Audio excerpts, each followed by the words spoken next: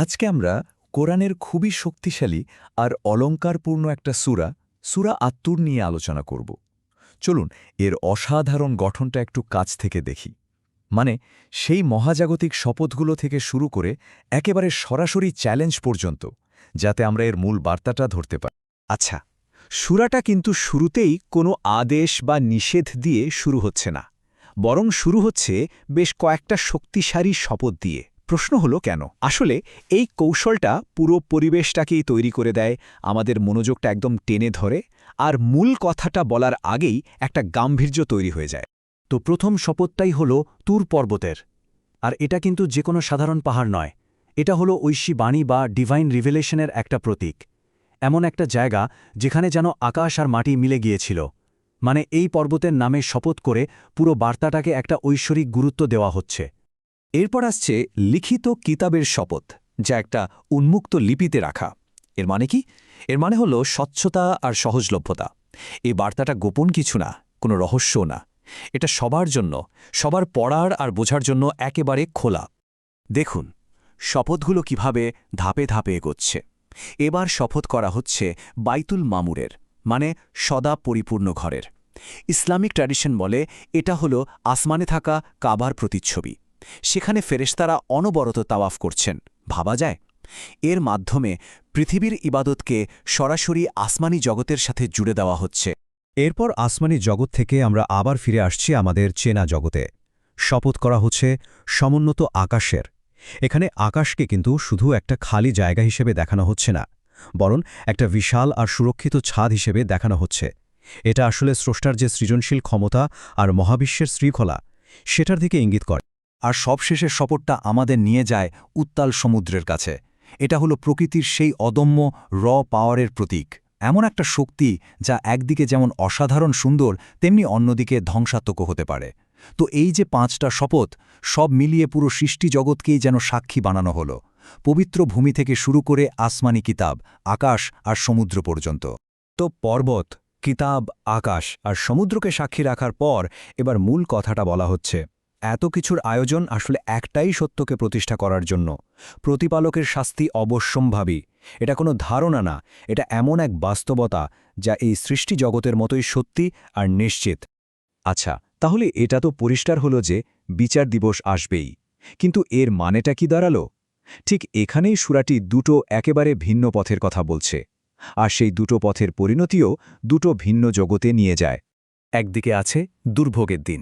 ভাবুন একবার, যারা সত্যকে অস্বীকার করেছিল তাদের সেই আগুনেই ছুঁড়ে ফেলা হবে যা নিয়ে তারা একদিন ঠাট্টা করত।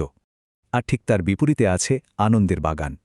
সেখানে আল্লাহ সচেতন মানুষেরা তাদের ভালো কাজের ফল ভোগ করবে, কোনো রকম কষ্ট বা যন্ত্রণা ছাড়াই।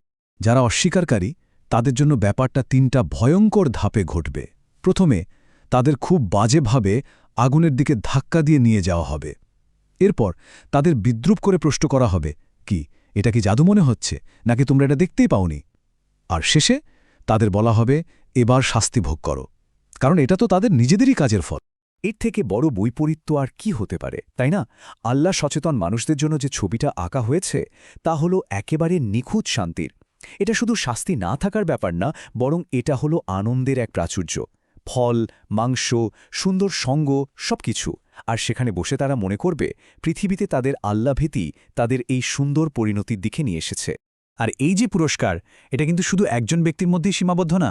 সূরাতে বলা হচ্ছে যে বিশ্বাসী সন্তানদেরও তাদের ঈমানদার বাবা মায়ের সাথে মিলিয়ে দেওয়া হবে। তবে এখানে একটা খুব জরুরি বিষয় আছে।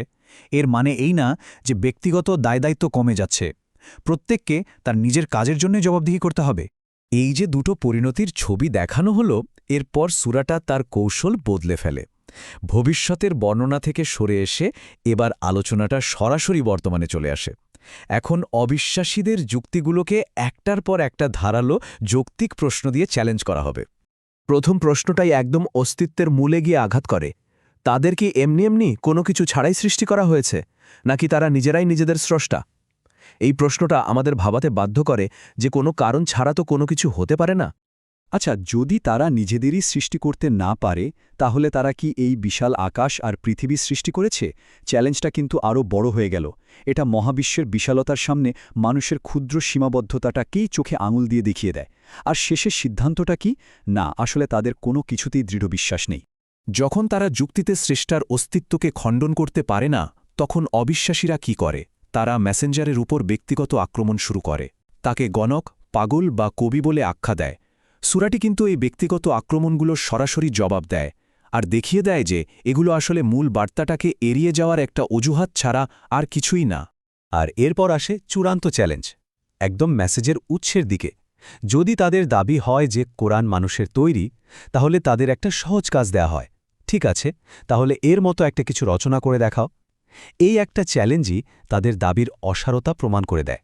এরপর প্রশ্নগুলো আরও তীব্র হতে থাকে, একেবারে র্যাপিড ফায়ারের মতো, যা তাদের অহংকারকে একদম চূর্ণ করে দেয়। প্রশ্নগুলো এরকম: প্রতিপালকের ধনভাণ্ডার কি তাদের কাছে আছে? তারাই কি সবকিছু নিয়ন্ত্রক? তাদের কাছে কি আকাশে ওঠার কোনো সিঁড়ি আছে যা দিয়ে তারা ঐশ্বরিক রহস্য শুনে আসতে পারে? প্রত্যেকটা প্রশ্ন তাদের দাবির ভেতরের অন্তঃসার শূন্যতাকে প্রকাশ করে দেয়। অবিশ্বাসীদের সব যুক্তিকে এভাবে খণ্ডন করার পর সূরাটি এবার তার চূড়ান্ত পর্যায়ে চলে আসে। এখানে একটা ফাইনাল ভার্ডিক্ট বা চূড়ান্ত রায় দেওয়া হয় এবং একটা শেষ নির্দেশনাও দেওয়া হয়, যা ভালো আর মন্দের পথের মধ্যে একটা স্পষ্ট বিভাজন রেখা টেনে দেয়। যারা জেনে শুনে সত্যকে অস্বীকার করে তাদের ওপর চূড়ান্ত রায়টা হল তাদের নিজেদের অনিবার্য পরিণতির দিকে এগিয়ে যেতে দেওয়া হোক, এমন একটা দিনের দিকে যেদিন তাদের দুনিয়ার কোনো চালাকি কাজে আসবে না আর তাদের সাহায্য করার জন্য কেউ থাকবে না। অস্বীকারীদের জন্য এই রায়ের বিপরীতে নবী এবং বিশ্বাসীদের জন্য শেষ বার্তাটা হল সাহস আর শক্তির।